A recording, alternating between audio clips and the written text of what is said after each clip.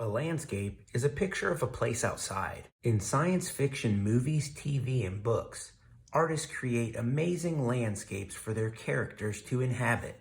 They could be strange dimensions or faraway planets with unique landforms, animals, and plants. To make this landscape drawing, we're going to need a piece of paper, a pencil, you'll probably want an eraser, and at the very end, we'll need some colors. The very first thing I need to do is determine where the sky and the ground meet. And we're going to do that by drawing a horizon line across the entire landscape. This line allows me to give a little bit of information about what the surface of this planet looks like. And one of the things that I want to put on this planet are these long rock formations that shoot things out from the top, like some kind of gas or lava maybe. Haven't decided quite yet. The sky is a small portion of the picture, so that the majority of the picture is the ground, which gives me a lot of space to put a lot of details, maybe plants or animals that live on this planet that I'm creating. I want to put more of these rock formations around. I think I'm going to put a small one back there. I'm going to put a couple here in the background. Now this one's going to be kind of big. So remember, the bottom of the paper is the foreground. Those things are going to be the largest because they're the closest to us. The items up at the top of the picture are in the background, so they're farther away. They're going to be smaller. So big items in the foreground, small items in the background.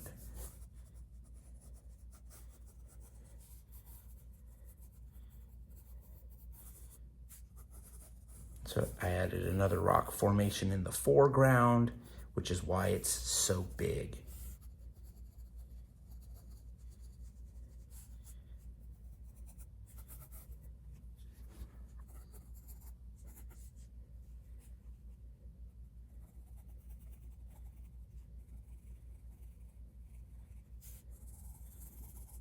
These little objects are going to be a form of plant. They feed off of the condensation or the fumes that come from these rock formations, which is why they're so close to them.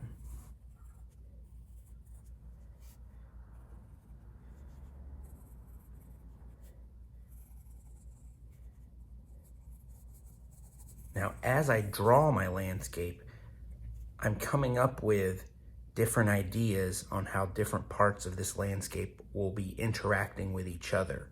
So like I said, we have these rock formations, and now we have these plants that are feeding off of the condensation. I'm thinking it's a liquid that's kind of secreting from these rock formations, kind of like the way when you go into a cave, everything looks kind of wet.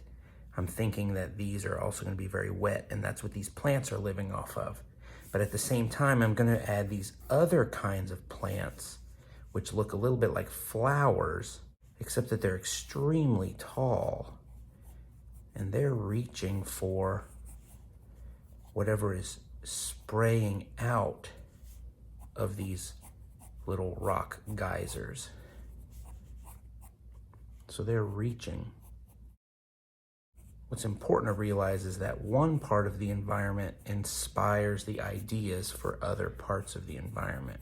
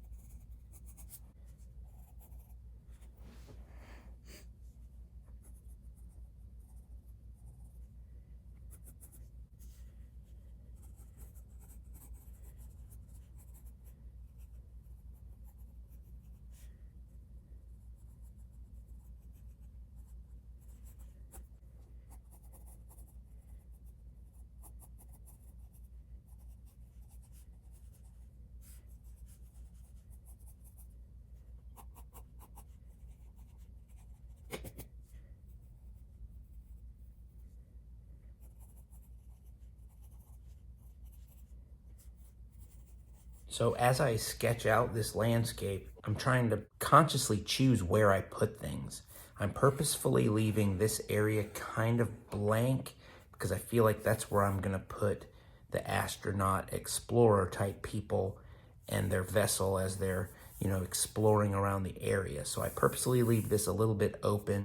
I want to make sure that I'm continuing to put things in the foreground, the middle ground, and the background.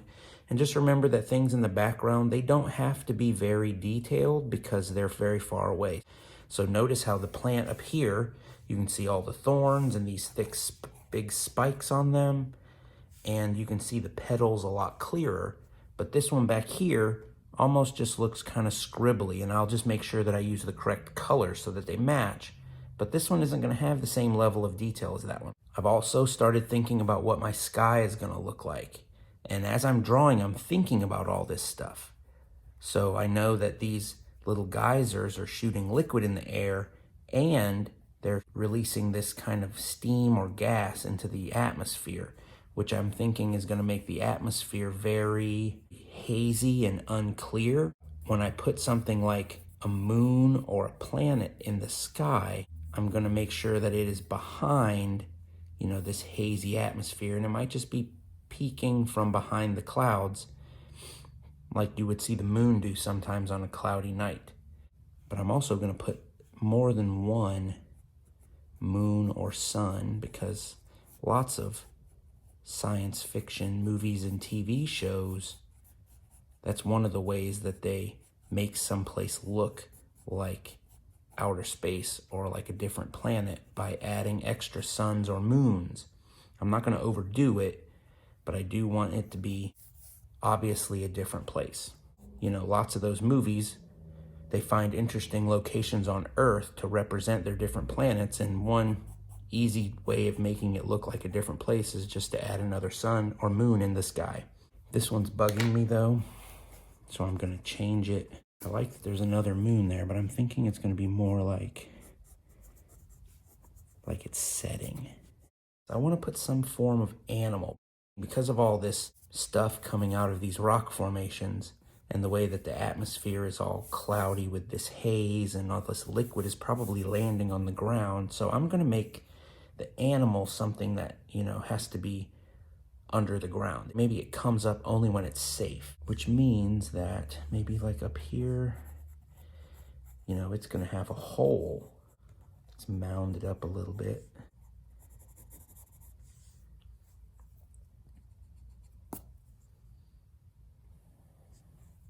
I'm thinking it's going to have a long neck because it has to pop up and look around before it climbs all the way out.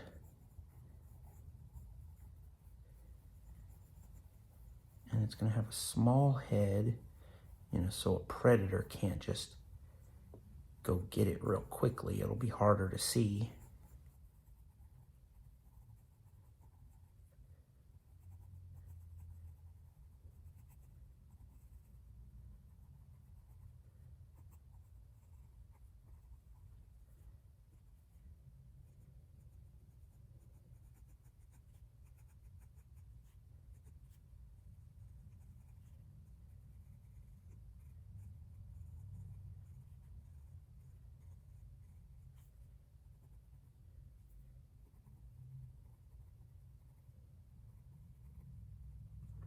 So here's my landscape. The basics are all plotted in. I've got objects in the foreground. I have objects in the middle ground. I have objects in the background. I've included rock formations, plant life, animals, and I've even left a space for the human explorers that are going to be in the picture. I hope you like the way that your landscape turned out. Remember, you can change anything you want. You can add anything you want. Maybe think about how one part of the landscape affects another part of the landscape, the same way that this underground creature lives underground because of the stuff that's spewing out of those rock formations. So make some changes if you need to, and next time we will finalize our details and get some colors into this landscape. I'll see you next time. Bye.